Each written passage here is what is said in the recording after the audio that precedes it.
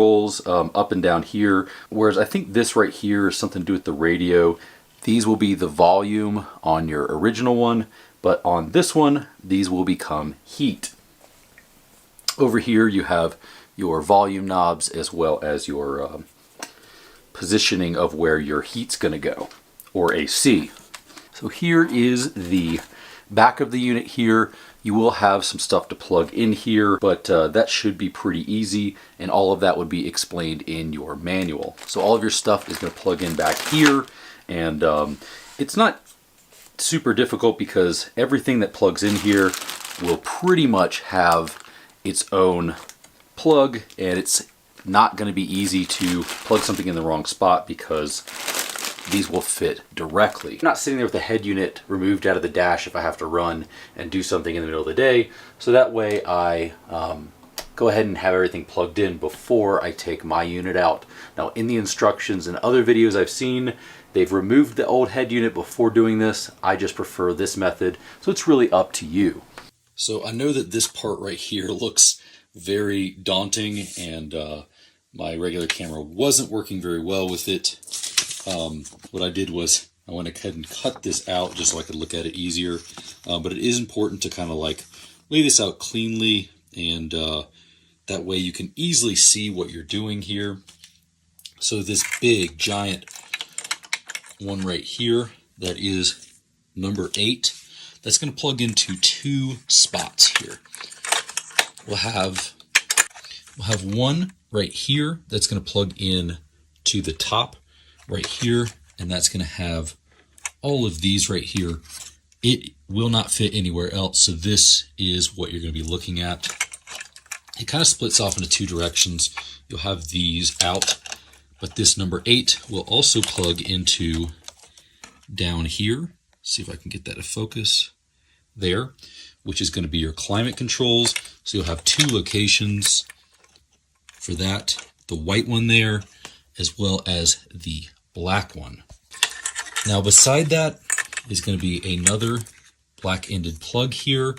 That's going to be this one like this. You'll see over here we have 2 very similar ones like this plugging in here. On the top part here, you will have this white one right here plugging in. Now, if you have the subwoofer, you'll have a blue one there, and yeah, I don't have that on mine, so I didn't plug that one in. But this is what it's going to look like. It's got yellow, red, white, green, and this back right here, and that's going to plug into the top here. The next one over is going to be this one. It's going to be the USB. Let's see if I can. It's going to be the USB one, the pretty long one. That one is both 16 here, and that's also going to be 15 and 16 there. Those are going to plug in right there. You'll see that it has a brown end on it. Now, I'm not the most tech savvy person. I'm decently tech savvy, and I was still able to kind of figure this out basically by looking at this right here, these colors, and looking at it here. You can actually see the colors on there, those plugging in, and then you can just look at it and see that there. This one over here is going to be your microphone, and that's going to plug right there. That's the purple end right there. So white, black, brown, purple, black on the big number 8. Then you have the white one right there. You will also have this purple one that has a black connector on it, and then a pink one that has the white connector on it. That is going to go right there beside that, and hopefully that makes it a little bit easier. I was very intimidated when I first looked at this. So next, again, we're looking at this one right here.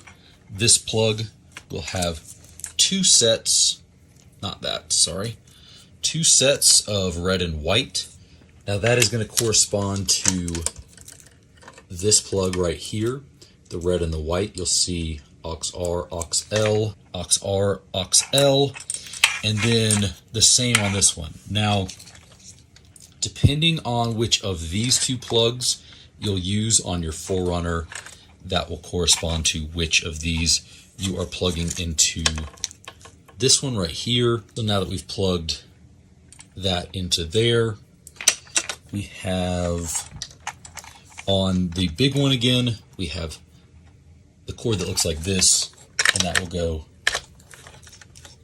right there on the unit. It's actually not too bad when you're putting it in a little bit at a time. I would definitely recommend using this on the face so that you're not scratching anything, but the wiring isn't as bad as it seems like, and hopefully I did a pretty good job of explaining it. Also find that the CCDV green that's coming off of this unit right here is going to plug into the yellow CCDV here, and those will plug together.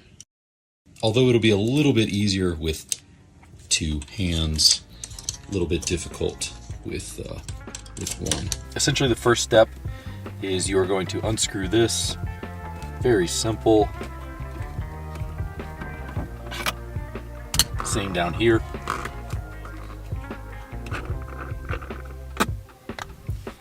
Now, this actually comes up like surprisingly easy. This thing, all you're really gonna do is kind of pull up on the sides.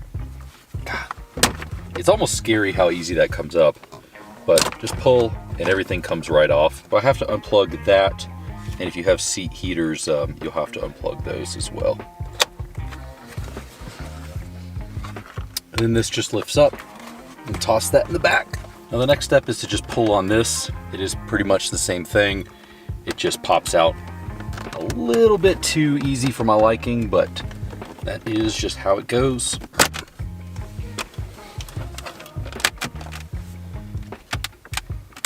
So once you've popped this face off, there'll be a plug back here you need to unplug.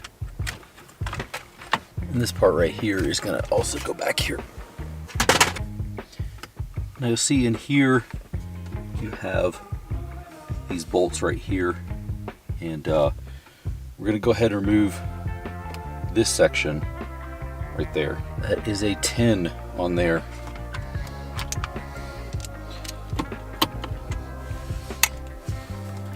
So I'm trying to do my best not to lose one of these down in this cavernous hole here. So maybe if you have like a towel or something, that would be better. I'm gonna go look for something back here.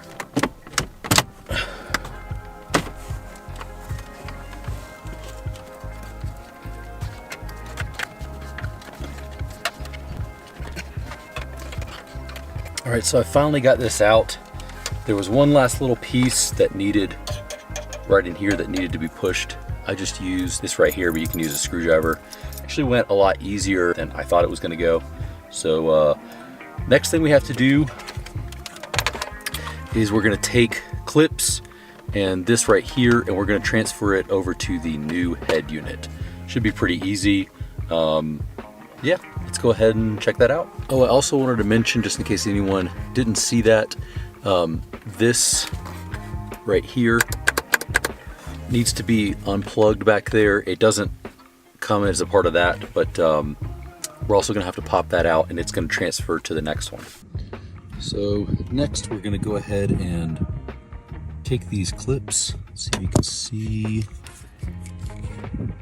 in there, and we're just gonna pop out these right here, and then the last step is to pop out that right there, which is the hazard light right there. So now we're taking these here and transferring them over to the new one. This is what they look like.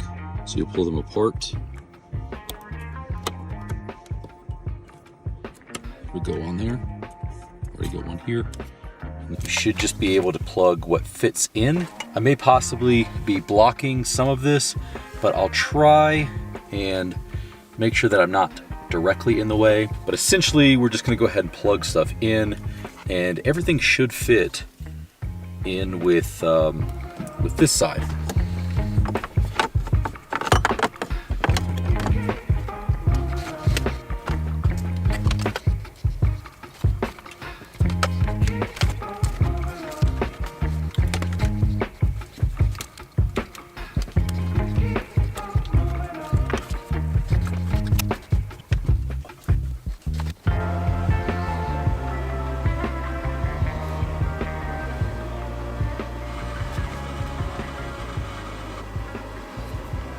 Alright guys, so I had to do some figuring things out. I had to connect to Bluetooth. I'd never really done that.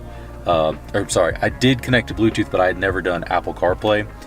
I ended up realizing that this cable, remember I said earlier that there were 3 of these? Well, I used the wrong one, and now I am connected to the right one, so my backup camera does work. That is why I did this before I actually put it back in there, because you know, this is still free from the actual thing here. So I went ahead and tested everything. I have the ability to turn the AC on. I can turn the volume on when I have the radio connected. I did connect it earlier. I can go in here and click on Spotify, and it will play the last thing I was playing in here, which is going to be copyrighted. I'll do an update on this once I have it for a few days, but it looks like everything is working in order. It is Wednesday the 19th, the Play Store on here. I can scroll to the next one. I've got Netflix on here, Bluetooth music, all of that.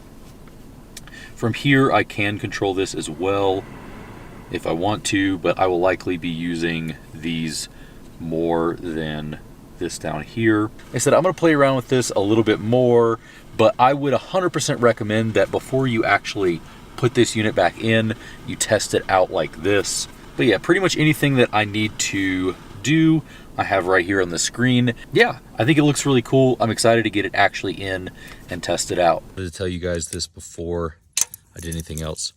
This piece right here has to go on top. So you'll need like a little screwdriver, maybe bigger than this. All right, so we are just at a month or so on this unit, and I want to tell you guys some kind of quirks, features, you know, what all is going on here. So first of all, I have really loved this so far. Pretty much everything on it works exactly how I like on it. The volume knob on your original one is now the temperature here.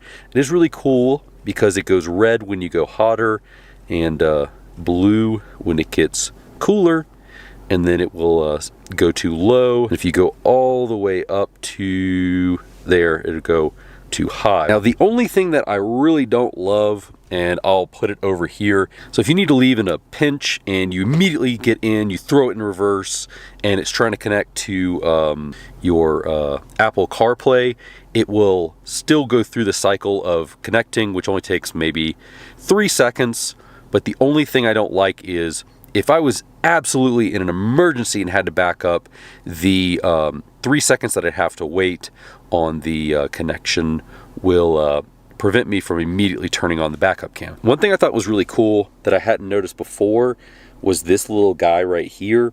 Now if you press that, it's kind of like Siri. It will take you to wherever you want, and you can move this around the screen wherever you'd like. It is very responsive, but I like to keep it over here. I have it now set up where I change the ambient lighting to match the blue of the interior lights here. So it matches perfectly. I think originally it's like a green or maybe even a red, I'm not really sure. To these settings right here, this is where you have all your stuff, and you can just go in and ambient light and change that to blue. On the other settings menu, I have changed a few things. I went to the equalizer and I put it on vocal mode. You can either have it on the modes that they set, or you can go to the car amplifier. Now the car amplifier will sound exactly how your old one does, which some people seem to like. I thought I liked it until I used the amplifier that they have. Everything works really great. You can you know, make this however big or small you want. And yeah, this is just how I like to have it laid out. This goes automatically to my house. This will normally show my location and where I'm going. If I'm not really using my navigation, I can go all the way there and watch my, or listen to my YouTube no copyright music here. I definitely would recommend this to anybody who's looking for anything like this, especially the Tesla style. Now, if you are highly distracted while you're driving, maybe don't get this, but I haven't found really that I'm very distracted by it. I usually drive with my phone right up there connected to the quad lock. I would say it's no less or more distracting than that. So it is perfectly outside of my field of vision, but if I really need to look down at it, I can just take a peek real quick and pop back up.